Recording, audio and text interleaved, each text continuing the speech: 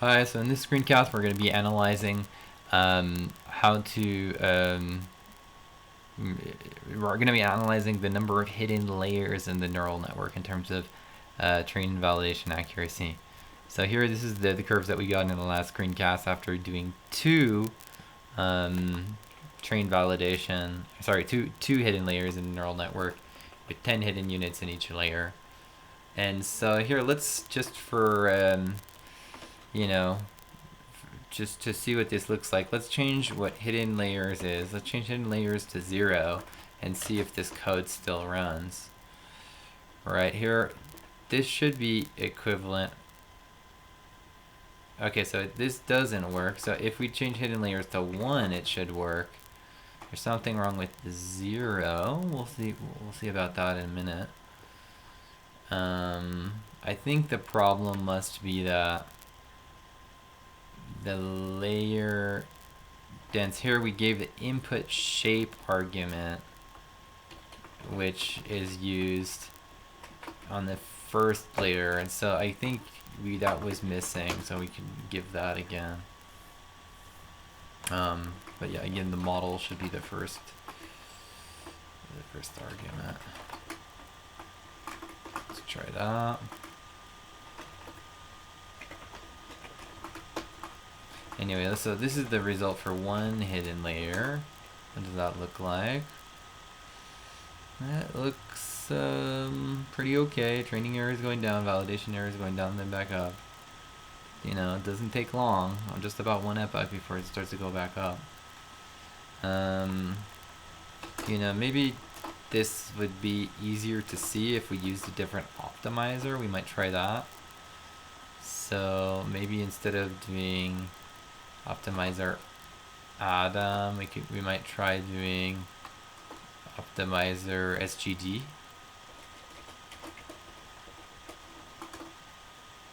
I don't know. Let's try that and see what that looks like.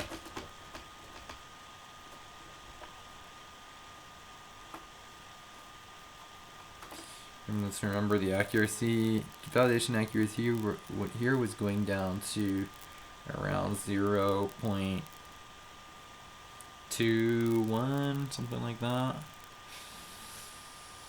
Looks like the validation loss there going down to around 0.21. Looks like it's not going down so rapidly with the SGD, so I'm not sure if we should use SGD, but let's plot that to see what it looks like. Yeah, so I mean here it doesn't look like yeah, it's doing as well. So let's go back to the other optimizer Adam 0.01. I don't know, maybe we can try a smaller step size and see what that looks like.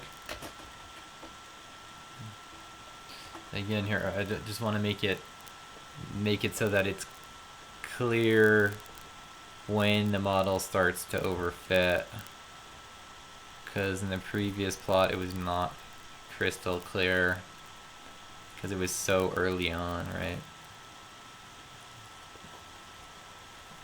So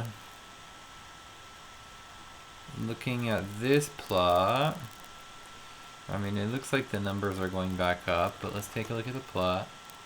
And so here, using this optimizer and this specific learning rate or step size, it looks like it's going to reach about the same loss value in the validation set, but just after a few more epochs, and so it's a little bit more obvious, when the overfitting starts. Or this is like the part where it's actually learning something up till about 20 epochs. And then it starts to go up again, and that's the point at which the neural network starts to overfit. So let's see if this code works again with for hidden layers equals 0 after I made that modification. Seems to work.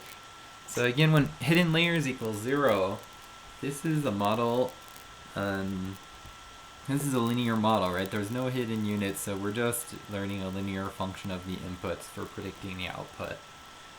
And this is good to run as a baseline. It could be that even one hidden layer is overfitting, so you might consider just using a linear model. linear models are great when the actual pattern is linear, or good, or well approximated by a linear pattern. Here we can see though that the validation error isn't going down quite as low as it was in the other case. Right here it's going down to around like a little bit shy of 0.3 at its minimum. So yeah, but it is clear that I'm not exactly sure. Maybe I'm not exactly sure when the overfitting starts to happen here. Maybe, I mean, it's pretty flat. It looks like it starts going up around like 50 or 60 epochs. But anyway, so now let's run this whole thing for a variable number of hidden layers. Right, so here I set hidden layers between 0 and 5. And what this is going to do, when I execute this, it's going to try to compute all of those in parallel. So when that computation is done, I'll start up another screencast. And thanks for listening.